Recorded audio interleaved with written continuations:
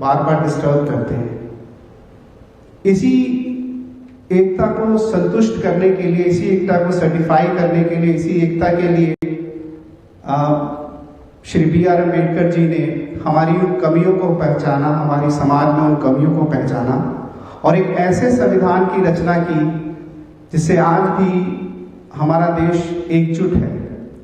और मैं आपको आश्वासित करता हूं कि लास्ट 75 से 80 सालों में इस देश ने जो उन्नति की है वो हमारे देशवासियों की एकता की वजह से ही की है। और इस एकता का जो सबसे इम्पोर्टेंट जो रीढ़ की हड्डी है वो श्री B.R. अम्बेडकर जी द्वारा लिखा हुआ संविधान है और उसके संविधान से निकले हुए वो तत्व है जिससे आज हम देख सकते हैं कि इस देश की राष्ट्रपति एक ऐसे कम्युनिटी से आती है जो बहुत पहले बहुत सताया गया है, परंतु आज मैं आपको आश्वासित करता हूं, खासकर माननीय मुख्यमंत्री जी के लीडरशिप में, कि आज हमारे त्रिपुरा में हर एक नागरिक, हर एक इंसान आज पूरी उन्नति की तरफ अग्रसर हो रहा है और वो एकता के साथ है। और इसी एकता की वजह से ही हमारे प्रदेश का और देश का उत्थान हो रहा है। और मैं उम्मीद करता हूं कि आप सभी B.R. अम्बेडकर जी की इस विचारधारा में भरोसा करेंगे और ये अवश्य आश्वसित करेंगे कि कोई भी अंदरूनी या बाहरी तत्व हमारी इस अखंडता और एकता को कोई भी नुकसान ना पहुंचा पाए। इसी उम्मीद के साथ मैं अपना संक्षिप्त भाषण समाप्त करता हूं। धन्यवाद। পশ্চিম ত্রিপুরা জেলার তথ্য জেলা শাসক সমাহর্তা ডাক্তার বিশাল কুমার মহোদয়কে স্বাগত ভাষণ রাখার জন্য এবার আন্তরিকভাবে অনুরোধ জানাবো আমাদের আজকের এই অনুষ্ঠানের বিশেষ অতিথি রাজ্যসভার মাননীয় সাংসদ শ্রদ্ধেয় শ্রী রাজীব ভট্টাচার্য মহোদয়কে কিছু বলার জন্য।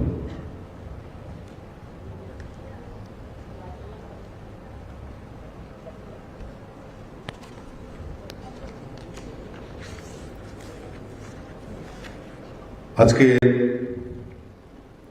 আমাদের ভারতরত্ন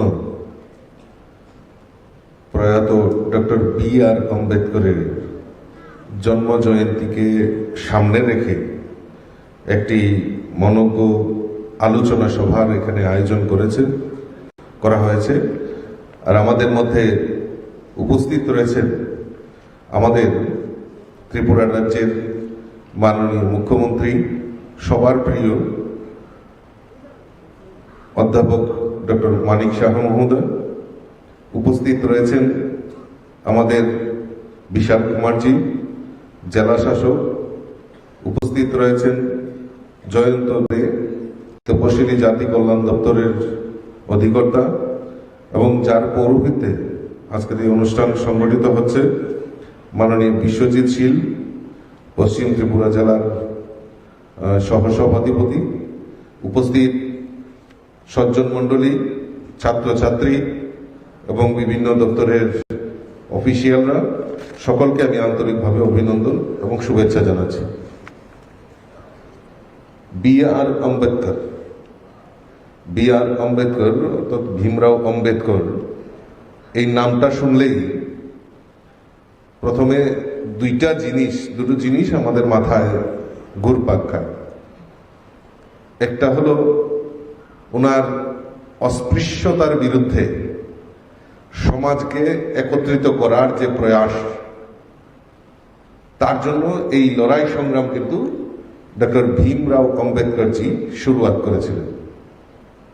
এবং আরেকটা দিক থেকে আমরা যদি দেখি, উনি আমাদের সংবিধান প্রণেতা, অর্থাৎ আমাদের যে মৌলিক চাহিদা, আমাদের সংবিধান ভারতবর্ষের কোন পথে চলবে, কিভাবে চলবে, তার যে সংবিধান রচনা করেছেন আমাদের ভীমরাও আম্বেদকর। সমাজের অস্পৃশ্যতা যদি আলোচনা করি তাহলে এই যে অস্পৃশ্যতা, এটা একটা বিশাল বড় আমাদের মধ্যে সমাজের ব্যাধি ছিল। এখনো অনেক জায়গায়, অনেক ক্ষেত্রে আমাদের এই সমাজের অস্পৃশ্যতাটাকে প্রাধান্য দিয়ে থাকে। অর্থাৎ আমরা আজকে হয়তো আমরা এক জায়গায় এসেছি, যেটা আমার পূর্ববর্তী বক্তা বলেছেন, যে এই অস্পৃশ্যতার জন্য যে লড়াই, এইটার সার্থকতা দেখা যায় যে আজকে আমাদের ভারতবর্ষের যিনি মহামহিম রাষ্ট্রপতি, এই রাষ্ট্রপতিও দলিত গড়ের অর্থাৎ এসটি সম্প্রদায়ের এবং মহিলা একজনকে আমাদের রাষ্ট্রপতি করা হয়েছে। অর্থাৎ এই অস্পৃশ্যতার বিরুদ্ধে যে লড়াই ডক্টর বি.আর. আম্বেদকরজি শুরুয়াত করেছিলেন, তার ফলপ্রসূ আমরা আজকে সেটা গিয়ে তার উপলব্ধি আমরা দেখতে পাচ্ছি। এই যে অস্পৃশ্যতার বিরুদ্ধে লড়াই, সমাজকে একত্রিত করা, সত্যি সমাজ যদি বিভিন্ন ভাগে বিভক্ত হয় তাহলে আমাদের বিভিন্ন শক্তি আমাদেরকে পরাজিত করতে পারে, কিন্তু সমাজ যদি একত্রিত হয়, এই সমাজের অস্পৃশ্যতা থেকে দূর করা থেকে শুরু করে এবং এই সমাজকে সুষ্ঠু পরিবেশ নির্মাণ করা, তো আমরা সবাই যদি একত্রিত থাকি তবে কোনো শক্তি আমাদেরকে পরাজিত করতে পারে না। তো কাজেই এই যে অস্পৃশ্যতার জন্য যে লড়াই, সেটা এই লড়াই শুরুয়াত করেছিলেন আমাদের বি.আর. আম্বেদকর। তো তার জন্য ওনাকে এই আজকের এই আমাদের এই আলোচনা চক্রে সেটা তার প্রাধান্যতা বেশি পায়।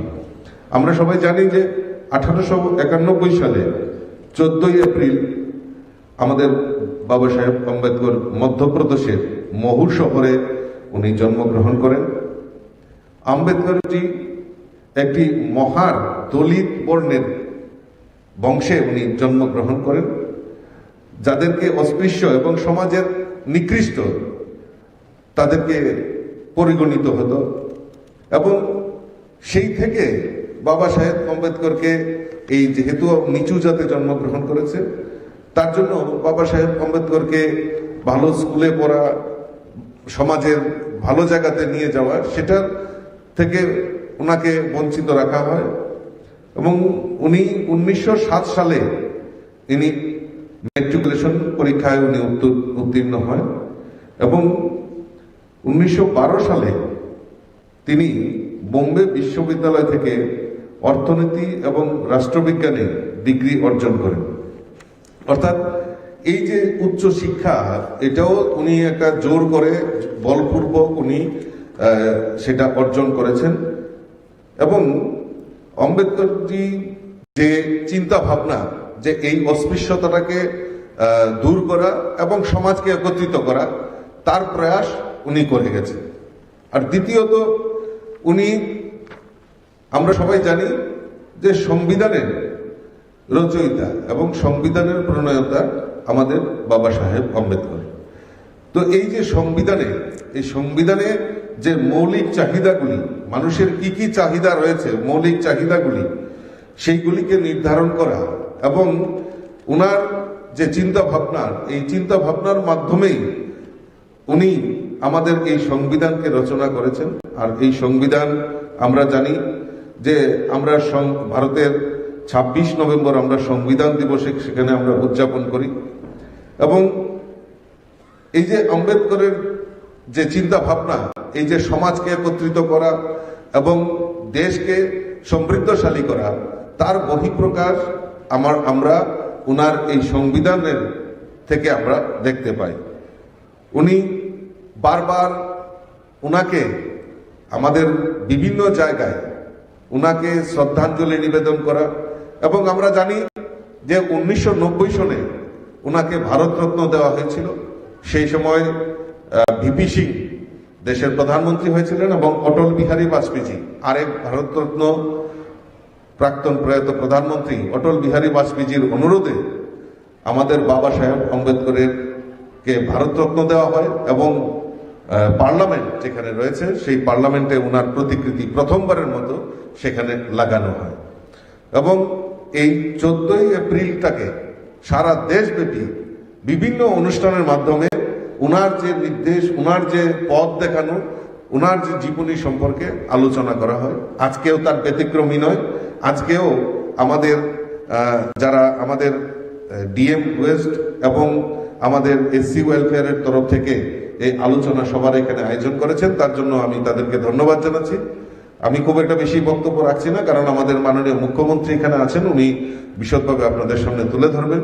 তো আমি এইটুকুই আপনাদের কাছে বলবো যে আমাদের যে লক্ষ্য, আমাদের সমাজকে একত্রিত করা, সেই লক্ষ্য নিয়ে আমাদেরকে এগিয়ে যেতে হবে, তবেই আমাদের বাবা সাহেব আম্বেদকরের প্রতি যে শ্রদ্ধাঞ্জলি, সেটা প্রকৃত শ্রদ্ধাঞ্জলি হবে।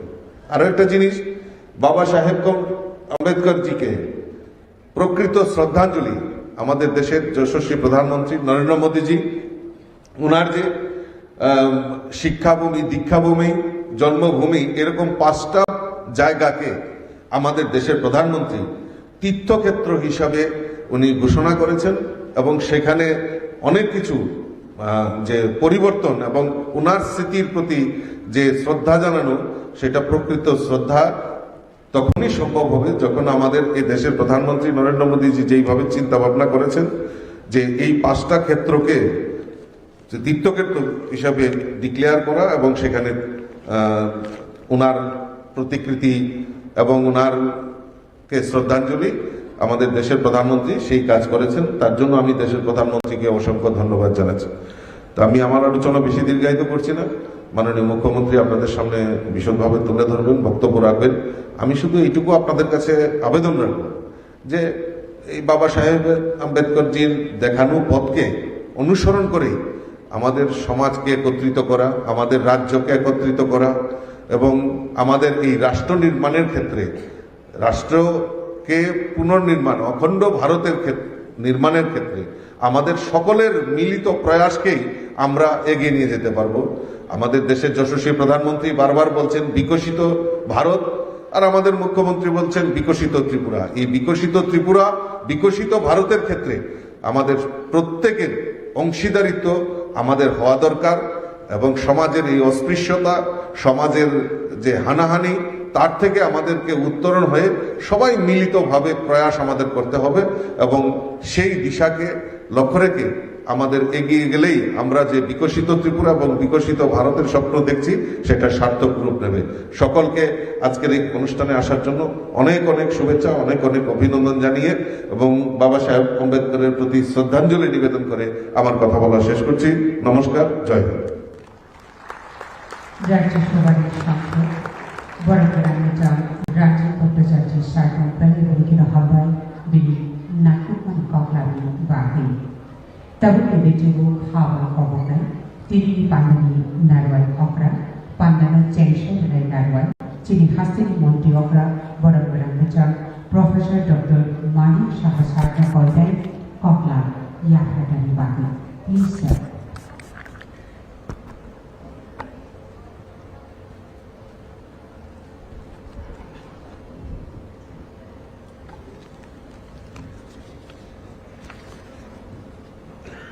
উপস্থিত সবাইকে নমস্কার, যথারকম অজ্ঞা।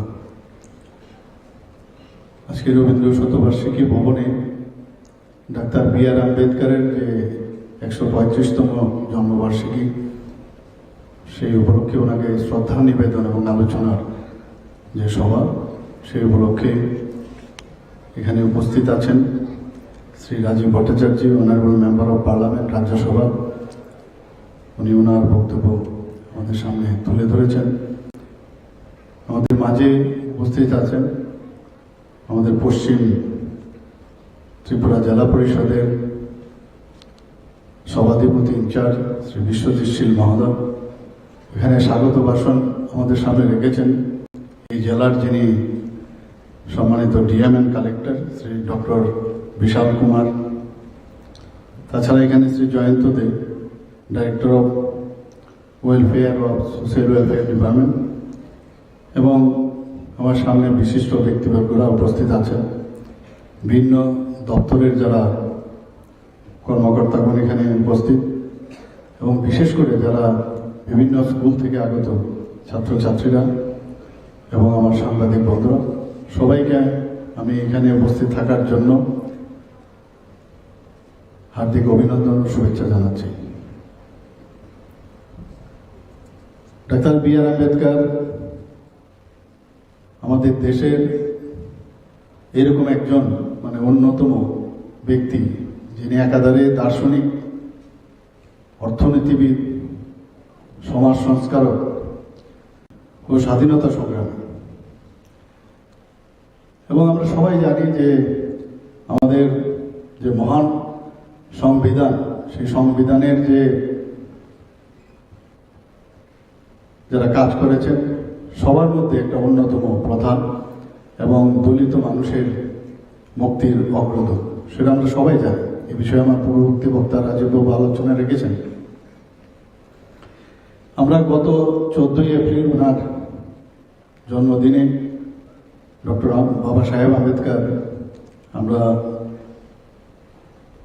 ওনাকে শ্রদ্ধা নিবেদন করার জন্য আমাদের তপশিলি জাতি কল্যাণ দপ্তরের থেকে সেটা আয়োজন করা হয়েছিল। আমাদের প্রথম যে ভারতবর্ষের যখন মন্ত্রিসভা গঠিত হয়, সেই মন্ত্রিসভায় উনি 1947 সন থেকে 1951 সন পর্যন্ত প্রথম আইনমন্ত্রী হিসাবে উনি কার্যভার গ্রহণ করেন। বহু প্রতিকূলতা, ঘৃণা, বিদ্বেষ ও অপমানের বিরুদ্ধে ডক্টর বি.আর. আম্বেদকর যেভাবে কাজ করেছেন, বলতে গেলে উনি একটি ব্যতিক্রমী ব্যক্তিত্ব। আজীবন নিপীড়িত মানুষদের জন্য উনি কাজ করে গেছেন এবং লড়াই করেছেন। এবং অনেক দিন পরে হলেও ওনাকে 1990 সনে অনিচ্ছাকৃতভাবে আমি বলবো, ওনাকে এতদিন ধরে ভারতরত্ন উপাধি দেওয়া হয়নি। 1990 সনে আমার পূর্ববর্তী বলেছেন যে ওনাকে ভারতরত্ন উপাধিতে ভূষিত করেন। শিক্ষা, মেধা, বাগ্মিতা ও ক্ষুরধার যে লেখনী বাবা সাহেব আম্বেদকর, বলতে গেলে একটা আমাদের দেশের একটা উজ্জ্বল নক্ষত্র হিসাবে আমরা আখ্যায়িত করতে পারি। 1956 সালের 6 ডিসেম্বর উনি প্রয়াত হন। এবং আমরা যেটা স্বাগত ভাষণে আমাদের ডিএম সাহেব বলেছেন যে ভারতীয় সংবিধান রচনার বলা যায় একজন স্থপতি, এবং তিনি যে কত চিন্তা ভাবনা করে এই সংবিধানটি রচনা করেছিলেন, যদি আমরা পৃষ্ঠা মধ্যে আমরা দেখি, প্রতিটি সংবিধানের ধারা এবং উপধারায় সেই চিন্তা ভাবনা কিন্তু লুক্কায়িত আছে। জনগণের যে মৌলিক অধিকার, এবং উনি চেয়েছিলেন তাদের যে অর্থনৈতিক দৃঢ়তা সেটা সুনিশ্চিত করার জন্য আম্বেদকর যে বেশ কিছু প্রস্তাব আমরা দেখতে পেয়েছি। শুধু তাই নয়, উনি যখন মন্ত্রিসভার আইনমন্ত্রী ছিলেন তখনও ওনার বিভিন্ন যে বিচক্ষণতার পরিচয়, সেটাও কিন্তু আমরা ওনার পরিচয় দিয়েছেন। এবং সবসময় উনি বলতেন যে শোষণমুক্ত যে একটা পরিবেশ, সেই পরিবেশ যেন আমাদের দেশে প্রতিষ্ঠিত হয়, তার জন্য উনি সংবিধানের প্রস্তাবের মধ্যে সেটা উনি রেখেছেন। এবং তিনি বলেছেন যে দায়বদ্ধতা নিয়ে সব মানুষ কাজ করতে হবে দেশের উন্নতি সাধনে।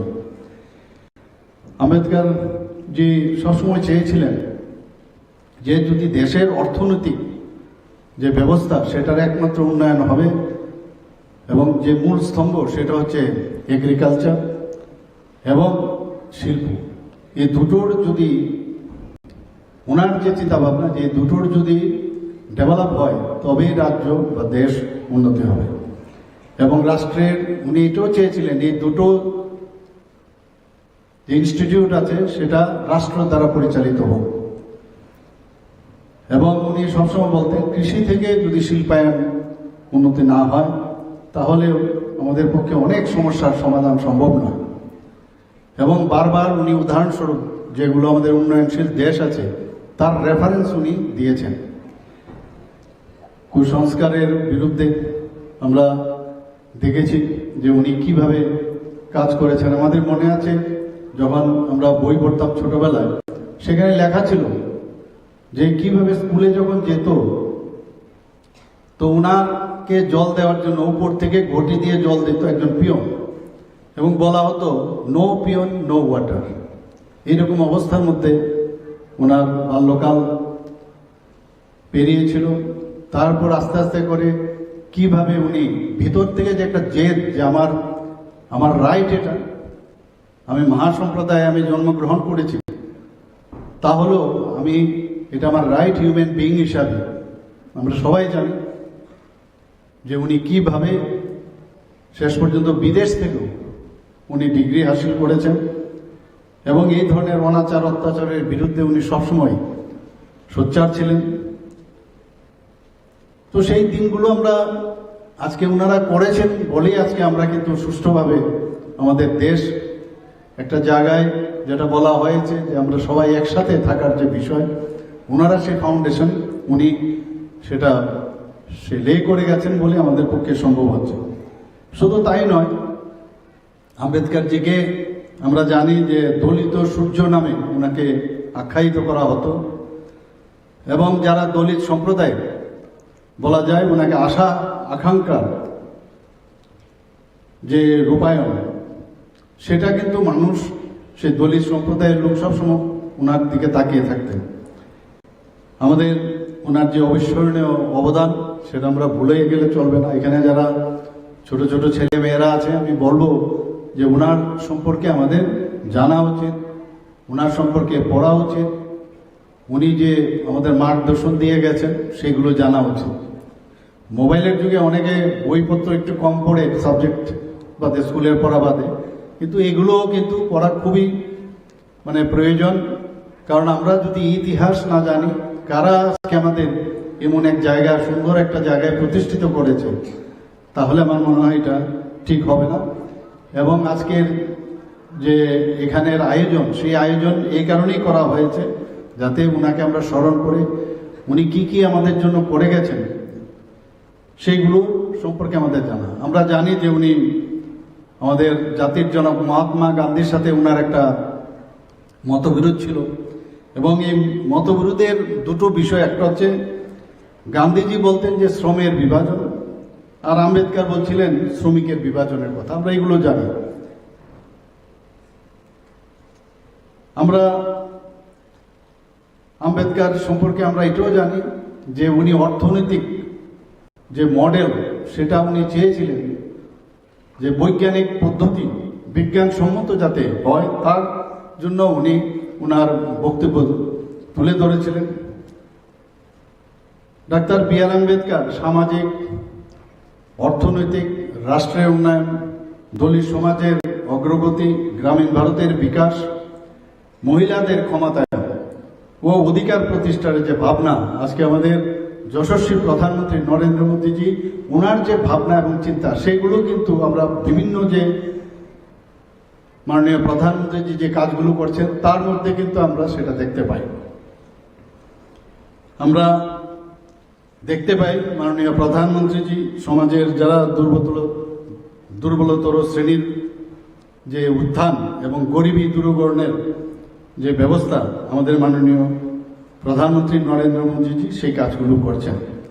আমরা জানি যে 2014 সালে মাননীয় প্রধানমন্ত্রীজি যখন প্রধানমন্ত্রী হন, উনি প্রধানমন্ত্রী জনধন যোজনার মাধ্যমে গরিব অংশের মানুষকে ব্যাংকিং পরিষেবার মধ্যে নিয়ে আসেন এবং এই ব্যাংকিং পরিষেবার মধ্যে নিয়ে আসাতে আগে অনেক যারা গরিব অংশের মানুষ, পিছিয়ে পড়ার যারা আমাদের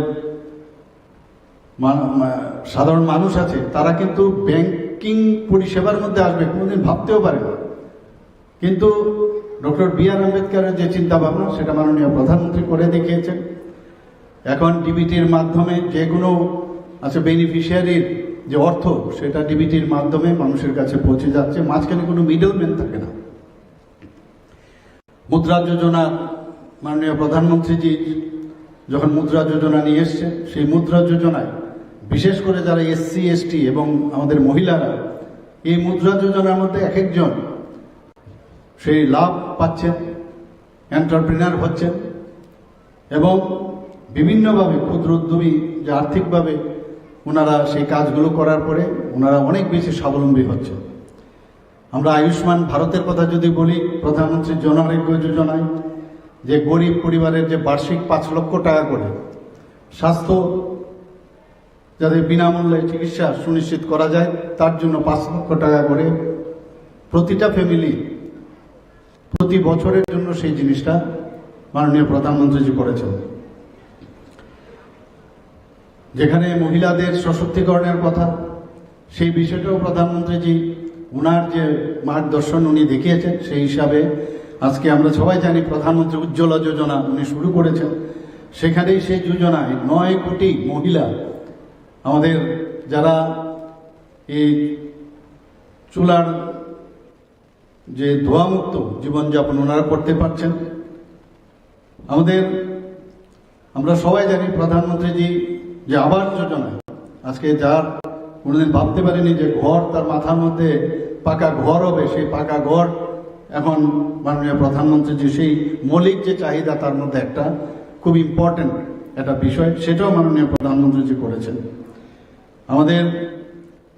আমরা বিশ্বাস করি যে সবকা সাথ সবকা বিকাশ, বিশ্বাস আর তার প্রয়াস, সেটাও কিন্তু মাননীয় প্রধানমন্ত্রীজি এই যে আম্বেদকরজির যে সমতা ও বৈষম্যহীন যে সমাজ উনি চেয়েছিলেন, তার কিন্তু প্রতিচ্ছবি আমরা দেখতে পাই। এখানে আবার পূর্ববর্তী বক্তা আমাদের সবার প্রিয় রাজীববাবু বলার চেষ্টা করেছেন যে এতদিন ধরে ডক্টর বি.আর. আম্বেদকরকে সেই কিন্তু সম্মান দেওয়া হয়। মাননীয় প্রধানমন্ত্রীজি উনি বললেন যে না, বি.আর. আম্বেদকরজি আমাদের জন্য এত কিছু করেছেন, উনাকে আমাদের সম্মান দেওয়া উচিত। যে কারণে উনি পঞ্চতীর্থ যে স্থানগুলো, যেখানে মধ্যপ্রদেশের মৌ বাবা সাহেব যেখানে জন্মগ্রহণ করেছেন, আমরা জানি একটা সেনা ছাউনিতে উনি জন্মগ্রহণ করেছিলেন, সেটা এবং লন্ডনে যেখানে তার শিক্ষাভূমি, এবং নাগপুরে যেখানে দীক্ষাভূমি, এবং মুম্বাইয়ে ইন্দ্রমিল তার কর্মভূমি, এবং মৃত্যুকালে যে আলিপুরের সেই গৃহ, সেই 5টি স্থানকে একটা নতুন একটা আইডেন্টিটি মাননীয় প্রধানমন্ত্রীজি দিয়েছেন এবং তার নাম দিয়েছেন পঞ্চতীর্থ। সেটা এর আগে কিন্তু কেউ দেয়নি।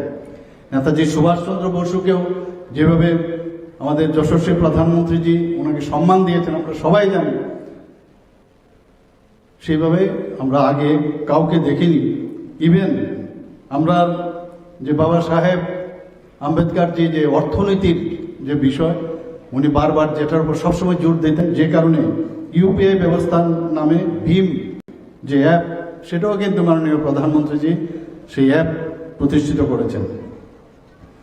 আমরা রাজ্য সরকারও যারা তপশিলি জাতি এবং অন্যান্য পশ্চাৎপদ যারা জাতি গোষ্ঠী আছেন তাদের জন্য বিভিন্ন কর্মসূচি আমরা রূপায়ণ করেছি, এবং সামাজিক ন্যায়, শিক্ষার উন্নতি, পিছিয়ে পড়া অনগ্রসর মানুষের যাতে আর্থসামাজিক উন্নয়নের যে মূল ভাবনাগুলো, সেগুলো আমাদের এই ডিপার্টমেন্ট এবং আমাদের সরকারের মাধ্যমে সেটি প্রতিফলিত হচ্ছে।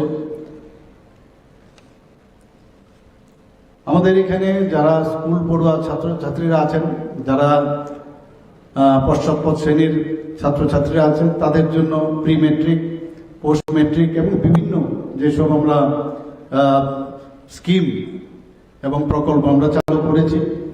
শুধু তাই নয়, ডক্টর বি.আর. আম্বেদকরকে আমরা সম্মান দেওয়ার জন্য আজাদি কা অমৃত মহোৎসবের অঙ্গ হিসাবে 2023 সালে ডিসেম্বরে ভারত সরকারের যে সংস্কৃতি মন্ত্রণালয়ের ওনাদের থেকে আমরা কিছু ফান্ড পেয়েছি। সেই ফান্ড পেয়ে আমরা বিধানসভা যে এবং সেক্রেটারিয়েটের মাঝখানে সেখানে 11 ফুট উচ্চতা বিশিষ্ট একটা ব্রোঞ্জ এবং মেটাল নির্মিত ভারতরত্ন ডক্টর বি.আর. আম্বেদকরের একটা পূর্ণবয়া মূর্তি আমরা স্থাপন করেছি।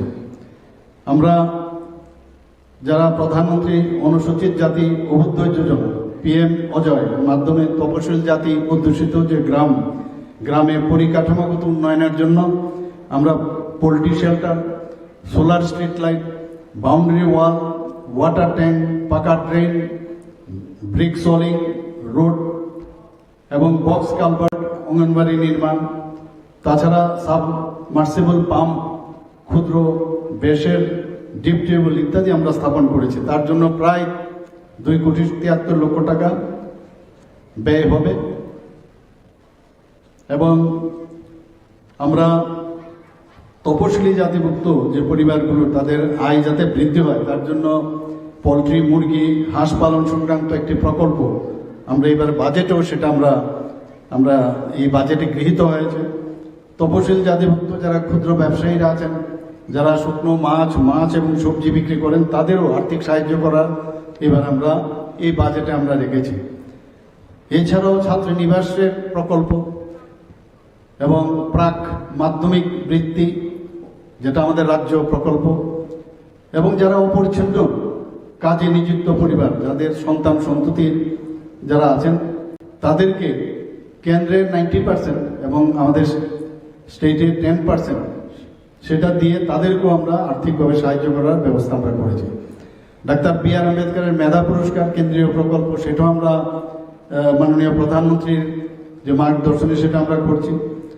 আমাদের স্টেট গভর্নমেন্টের আর্থিক সহায়তা, এককালীন আর্থিক সহায়তা তাদের জন্য আমরা করছি। মুখ্যমন্ত্রী স্বনির্ভর পরিবার যোজনায় তাদেরকে যে সাহায্য, তপশিল জাতিভুক্ত আবাসিক ছাত্রছাত্রীদের জন্য বিশেষ প্রশিক্ষণ, প্রধানমন্ত্রী আদর্শ গ্রাম যোজনা, বাবু জগজীবন রাম ছাত্রাবাস যোজনার সাহায্য প্রদান, এইসব বিভিন্ন যে প্রকল্প, যেটা ডক্টর বি.আর. আম্বেদকরের যে ইচ্ছা এবং ওনার যে ভাবনা, সেটাকে সাকার করার জন্য আমাদের ত্রিপুরা সরকারও সেই মাননীয় প্রধানমন্ত্রীজি যেভাবে করছেন দেশের জন্য, আমরাও সেইভাবে আমরা করছি। আমরা সবকা সাথ সবকা বিকাশ বিশ্বাস আর তার প্রয়াসের যে চিন্তা ভাবনা মাননীয় প্রধানমন্ত্রীজি আমাদের দিয়েছেন, সেটা আমরা মাথায় রেখে আমরা সেই কাজ করছি। আমরা আগামী দিনে সবাই মিলে আমরা এই রাজ্যকে একটা উন্নতির শিখরে আমরা পৌঁছে নিয়ে যাব। আজকের দিনে আমার মনে হয় আমরা সেই প্রতিজ্ঞা করা উচিত, সবাইকে এখানে উপস্থিত থাকার জন্য, এবং বিশেষ করে যারা আজকের যারা আমাদের আজকের এখানে এই উৎসব, আমি বলবো যে আলোচনা সবাই এখানে রেখেছেন যে অনুষ্ঠান, আমাদের যিনি জেলা সভাধিপতিকে আমি ধন্যবাদ দেব। সবাইকে আবার আমি আমার ধন্যবাদ জ্ঞাপন করে আমার বক্তব্য শেষ করছি। নমস্কার, জয় হিন্দ। অসংখ্য ধন্যবাদ। আমাদের